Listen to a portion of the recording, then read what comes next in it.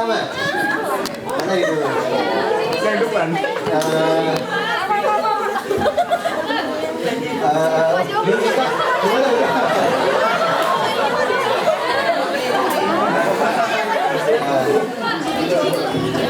Turun dulu sebentar. Dengan 1, 2, 3. Banyak. Sudah menikah? Sudah. Sudah. Nanti kamu. Ya, oke.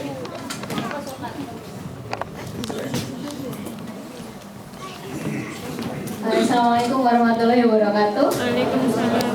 Perkenalkan, nama saya Rika dan alhamdulillah saya sudah menikah. Dengan orang Indonesia. Iya, dengan orang Indonesia yang sudah memiliki 1 putra. Ya. Suami ikut di sini? Tidak, di Indonesia. Oh, di Indonesia. Ya. Terima kasih kepada Ustadz yang sudah memberikan kata-kata yang inspiratif buat kami semua. Tapi bukan berarti saya jatuh cinta dengan Ustadz. Saya sangat tertarik dengan statement yang di awal tadi bahwasanya wanita itu selalu merasa kurang puas. Nah, itu saya alami sendiri ketika saya sudah menikah dan ketika suami saya menyarankan untuk jangan begini, dan ketika saya minta sesuatu dan suami saya mungkin belum bisa menuruti, itu memang saya merasa selalu tidak puas. Dan ketika suami saya memberikan sesuatu statement yang intinya menyarankan untuk seperti ini dan saya tidak sesuai dengan keinginan hati saya, mungkin keegoisan seorang wanita itu keluar gitu. Nah, pertanyaan saya adalah bagaimana menyikapi yang seperti ini. Kemudian yang kedua, Satu aja Satu aja. Satu lagi dong, Pak. Satu lagi. Ya, oke, baik. yang kedua adalah ketika kita berbeda pendapat dalam mengasuh anak. Karena ketika saya ingin anak saya seperti ini, kemudian suami saya jangan begini saja. Nah, itu bagaimana menyikapi perbedaan pendapat ketika mengasuh anak. Terima kasih. Assalamualaikum warahmatullahi wabarakatuh. Langsung saja Ustaz. Oke, tabung dulu. Pertanyaan kedua, jomblo lagi. Ada yang jomblo? Saya kasih Mas ya. Jomblo, Mas? Jomblo? Baik, ya.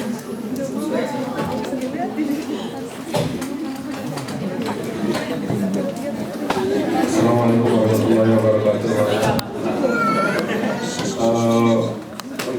Bagaimana? Namanya Mas, Nama saya Mandala. Mandala. Iya, dari Ikatan Pekerja Indonesia Taiwan.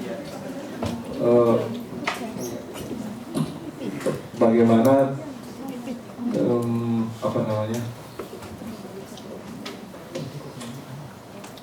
tipikal cewek yang kiranya bisa menghargai gitu, menghargai saya sebagai orang yang serba kurang gitu.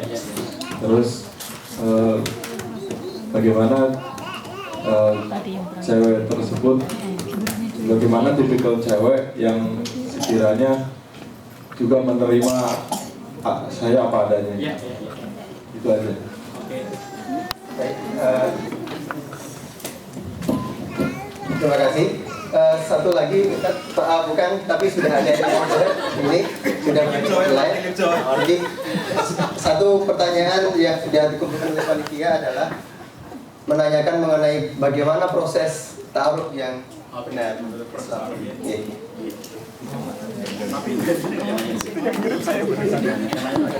Yang tanya ada enggak? Nanti tanya pribadi aja. Ada, tapi mungkin nanti kalau mau ketemu offline aja.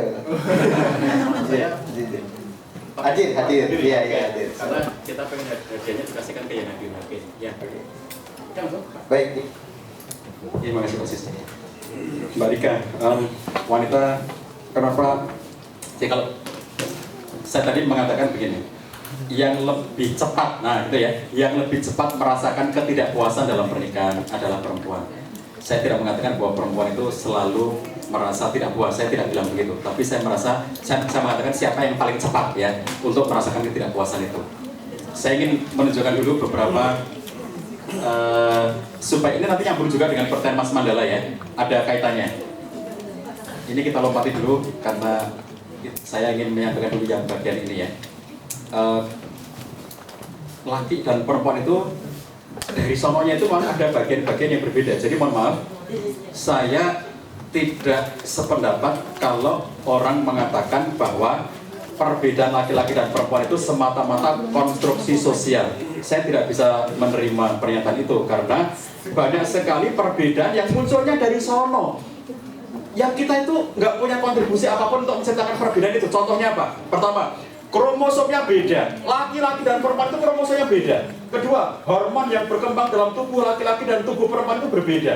Kromosom beda, hormon beda, struktur otak laki-laki dan struktur otak perempuan berbeda. Loh, ini kan sudah potensi dari sono semua kan?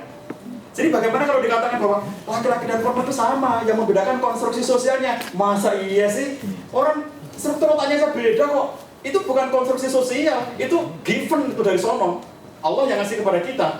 Struktur otak kayak begitu, kromosom kayak begitu, hormon kayak begitu. Hormon bisa disuntik, tapi sebelum ada suntikan-suntikan kita sudah punya hormon.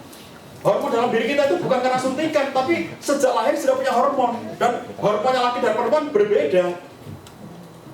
Maksud saya menunjukkan ya, banyak perbedaan. Itulah sebabnya kita mengatakan ini pasangan, karena memang berbeda. Sepatu kita, laki, perempuan sepatunya itu mesti kan kanan dan kiri bentuknya beda ya. Baik sepatu laki-laki maupun sepatu perempuan. Anak saya waktu masih TK, berangkat sekolah, saya bilang, pakai sepatu sendiri, sengaja saya balik. Terus dia bilang, Abi itu, ini kan kebalik loh, anak kecil tahu kan? Kenapa dia tahu kalau itu kebalik? Karena bentuknya berbeda. Kalau bentuknya sama persis, orang tidak pernah tahu apa kebalik apa tidak. Kalau bentuknya sama persis, karena itu bentuknya beda, kita tahu itu kebalik. Dan itu pasangan, dan itu pas gitu. Laki dan perempuan itu, kita mengatakan pengen keluarga harmonis. Kata-kata keluarga harmonis sudah menunjukkan pengakuan bahwa ada yang berbeda antara laki-laki dan perempuan. Kalian datang ke rumah, mereka mengatakan suami dan istri ini, kami sudah sepakat mau bercerai, tapi kita minta advice dulu sebelum bercerai. Saya tanya, sudah berapa lama menikah? Sudah 20 tahun. Saya tanya, mengapa sudah nikah 20 tahun dan memutuskan bercerai? Kata mereka, karena banyak sekali ketidakcocokan di antara kami. Saya bilang, kamu sudah nikah 20 tahun, hidup bersama 20 tahun, dan baru ngerti sekarang kalau banyak ketidakcocokan. Kalian terlambat 20 tahun untuk memahami masalah itu. Harusnya sejak sebelum nikah, laki-laki dan perempuan harus tahu bahwa ada banyak perbedaan antara laki-laki dan perempuan. Itulah sebabnya, maka sering kita katakan, menikah adalah manajemen ketidakcocokan. Menikah adalah memanage hal-hal yang tidak cocok antara laki-laki dan perempuan. Itu seni untuk memanage banyak hal yang tidak cocok antara laki-laki dan perempuan untuk kita harmoniskan. Jadi bagaimana cara menyelaraskannya? Saya ingin tunjukkan dulu tadi soal mengapa perempuan itu lebih suka, lebih cepat ya, lebih cepat untuk kemudian dia merasakan ketidakpuasan itu. Laki-laki itu cenderung menggunakan logika, perempuan cenderung menggunakan perasaan. Ini seberapa potensi yang paling banyak mereka gunakan. Ini yang kemudian menjadi jarak antara logika dengan perasaan. Kata-kata yang diucapkan oleh laki-laki menurut akalnya laki-laki, cuma dawai kayak begitu kok dia tersinggung. Logika laki-laki. Kata perempuan, kamu telah mengeluarkan kata-kata yang menusuk jantung hatiku. Itu istrinya. Kata-katanya sama, tapi cara menangkapnya berbeda. Sakit hatinya nggak selesai-selesai si perempuan ini karena suaminya ngomongin kayak begitu. Kata suaminya, ya cuma dawai kayak begitu kok tersinggung. Aku cuma ngomong begitu kok nangis. Kata laki-lakinya, cuma. Kata perempuannya, kamu itu betul-betul nggak punya perasaan, katanya gitu. Suami istri, mohon maaf ini orang Jawa, klien kami ini ada orang Jawa datang. Dia bertengkar dan istrinya tidak terima, sering dikata-katakan jelek. Akhirnya kemudian minta cerai sama suaminya, diajak dulu konseling sebelum cerai. Kata istrinya, saya nggak tahan Pak Jah, karena tiap kali marah dia lepas kontrol dan suka mengeluarkan kata-kata jelek kepada saya sampai saya sakit hati gitu. Saya tanya, apa contoh kata-kata jeleknya? Banyak banget Pak Jah. Saya minta contoh 2 saja. Dia ambilkan 2 contoh yang paling bagi dia nggak bisa terima. Yang sebab itu dia mengajukan gugat cerai kepada suaminya. Kata-kata pertama, maaf ini yang tidak Jawa, nggak bisa ditranslate ya, mohon maaf. Jadi dalam kemarahan puncaknya si suami itu nuding-nuding istri, ada mengatakan, kamu itu dasar pedok, maaf ya, pedok. Kalau orang Jogja ngerti banget pedok itu apa. Kalau dari Jogja ada bakpia pedok itu. Oh beda, itu beda ya, bukan. Maaf maaf ya, nggak tahu artinya. Saya nggak bisa menerjemahkan itu. Pokoknya jelek banget. Pedok itu jelek, pokoknya kasar, jelek gitu ya. Sehingga si istri itu sakit hati kok gampangnya dia mengatakan pedok kayak begitu. Terus dalam kata-kata kedua yang sangat menyakitkan, dalam sebuah kemarahan suaminya nggak bisa menahan diri, dia sambil nuding istrinya, dia mengatakan, kamu itu ngerti nggak kamu itu kayak Bagong, nah kata-kata kayak Bagong sangat menusuk perasaannya. Di waktu konseling, sang istri itu nangis perasaannya, dia bilang, Pak Jah, kalau saya dikatakan kayak Limbo masih mending Pak Jah, kok perempuan, Bagong laki-laki Pak Jah. Itu yang Semangga, yang betul Bagong ya, itu kan laki-laki tuh. Kalau Limbo di pewayangan itu perempuan. Kalau saya bilang kayak Limbo nggak apa-apa Pak Jah, itu perempuan. Masa saya dikatakan kayak Bagong? Saya kalau konseling itu 3 sesi. Sesi pertama suami saja, sesi kedua istri saja, sesi ketiga suami istri kita pertemukan. Waktu sesi dengan suami saja saya tanyakan, bener kamu pernah mengatakan pedok sama Bagong kepada istri kamu? Iya bener Pak Chan, memang kalau saya lagi marah, emosi, gak terkontrol, sehingga kemudian kata-kata saya lepas begitu aja. Tapi yang saya heran Pak Chan, ya cuma diomongin Bagong loh, kok tersinggung katanya. Kalau dia tuh gak kayak Bagong, gak usah tersinggung. Tersinggung berarti bener kayak Bagong. Logika laki-laki dengan perasaannya perempuan, wah jauh banget loh jaraknya ya. Kenapa perempuan cepat merasa tidak puas? Lah menurut perempuan laki-laki bener-bener gak punya perasaan gitu ya. Kata-kata kayak begitu Pak. Kok laki-laki itu masih heran lagi. Kenapa kok dia tersinggung? Itu bagi laki-laki masih heran gitu ya. Jadi ini sudah nangis-nangis, sudah sampai gugat cerai gitu. Si suami tetap belum paham kenapa kok dia tersinggung gitu. Jarak otak akal dengan perasaan. Oke? Itu sebabnya kenapa perempuan lebih cepat ya merasakan ketidakpuasan dalam pernikahan. Itu yang ingin saya jelaskan ini terlebih dahulu. Ada lagi bab lainnya, bentar saya pilihkan ya. Dan nanti kalau laki-laki nanti merasa sangat nggak nyaman dengan istri itu, bab ini. Perempuan itu suka memberi nasihat tanpa diminta. Kalian yang belum nikah itu nggak tahu. Kalian belum tahu ini ya. Yalah, percayalah, saya memberi penjelasan kayak apa saja, kalian belum tahu. Tapi kalau sudah nikah, ngerti ya. Istrinya memang begitu itu. Jadi yang disebut dengan suka memberi nasihat tanpa diminta itu bukan nasihat agama, bukan wahai suamiku bertakwalah pada Allah. Itu. Yang disebut dengan suka memberi nasihat tanpa diminta itu ngomong terus, komentar terus, apa-apa dikomentari. Nah, itulah wataknya perempuan pada umumnya. Naik mobil berdua, ya, naik mobil berdua, suami nyetir, istri di sampingnya. Jadi si istri itu nanti akan ngomong sama suaminya. Nanti perhatikan kalau kalian sudah punya istri, naik mobil berdua dengan istrinya, ya kalian yang laki-laki nyopir, istrinya di samping kalian. Nanti kalian akan menemukan fenomena ini. Jadi besok kalau kalian menemukannya, itu kalian kelak jangan marah-marah ya, karena kalian sudah tahu teorinya. Istri nanti akan cepat-cepat mengatakan, Bang, awas Bang, bilang Bang, awas Bang, di belakang, awas Bang, itu mobil Bang, awas Bang, itu truk Bang. Diam kamu, aku sudah bisa nyopir, aku sudah punya sen, aku ngerti kapan ngegas, kapan ngerem, kapan belokin, aku gak usah instruksi, marah-marah pada perjalanan. Ya. Tapi kamu harus tahu bahwa kayak begitu tuh tidak bisa kamu hentikan. Jadi jangan kamu marah-marah seperti itu, nggak bisa. Karena itu kecenderungan umumnya. Jadi begitu kemudian si istri itu kemudian setiap kali perjalanan dengan suami selalu dimarahi begitu, akhirnya ketakutan kan. Ini kisah klien kami. Perjalanan 3 jam dari rumah dia menuju rumah orang tuanya yang laki-laki, memerlukan waktu 3 jam.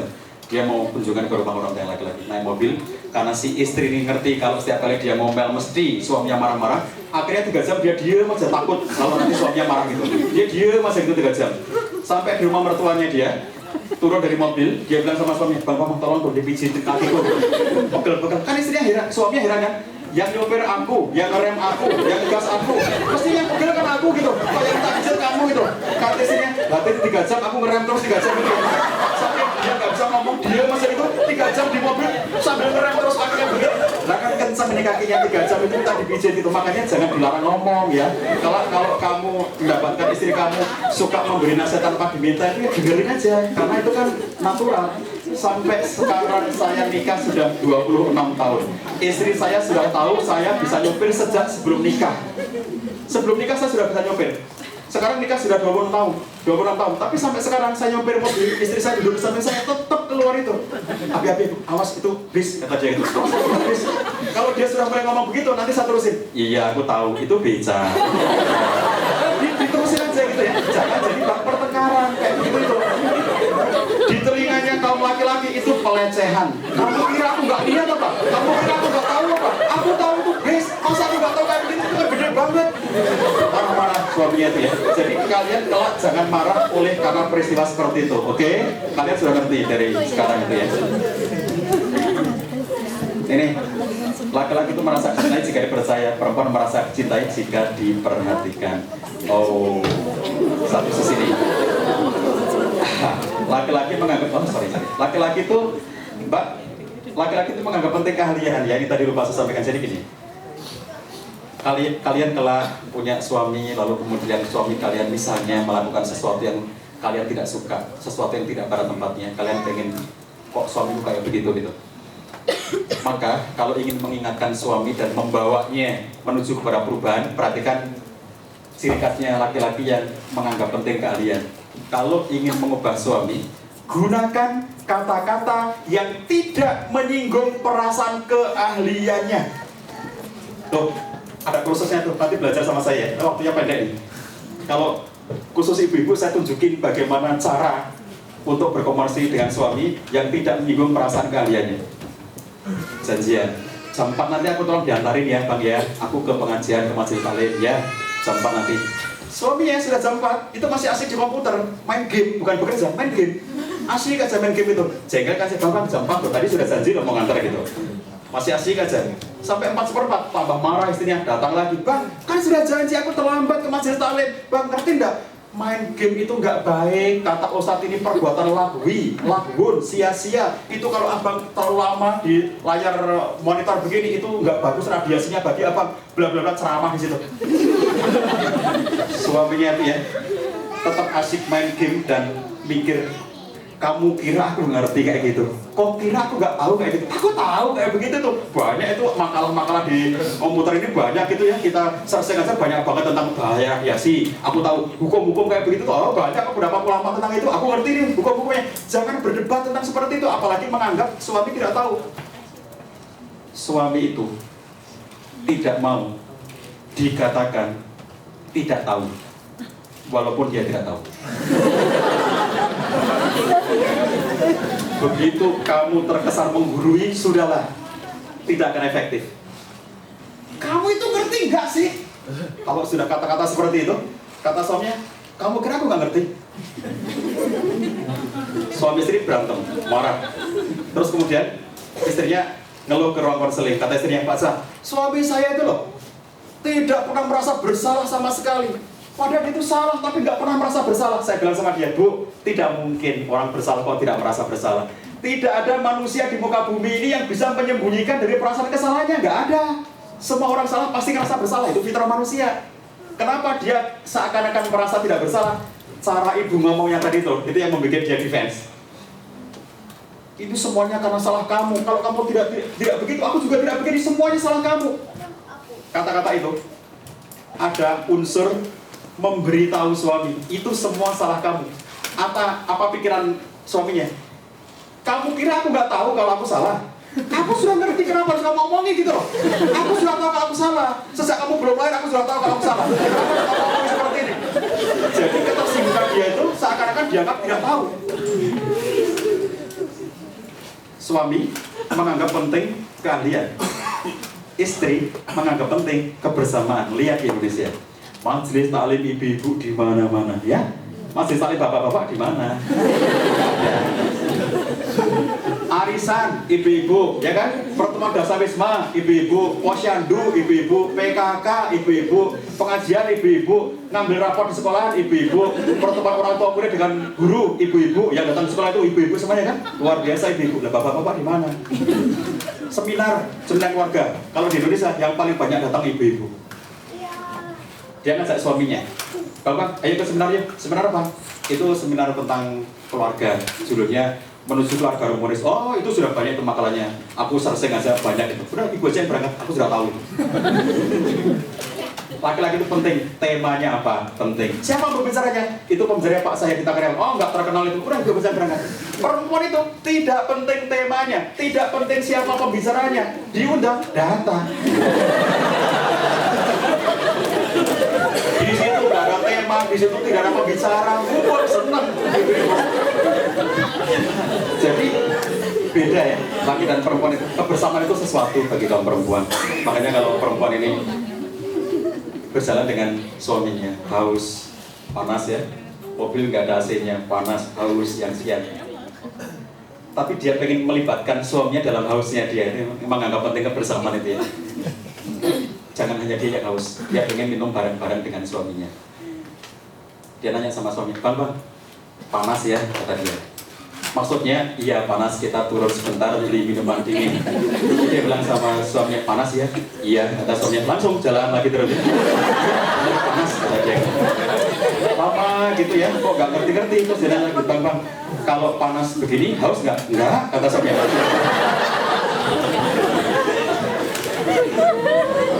Jadi, suami ini ngerasa kamu bertanya dan aku sudah menjawab gitu loh ya.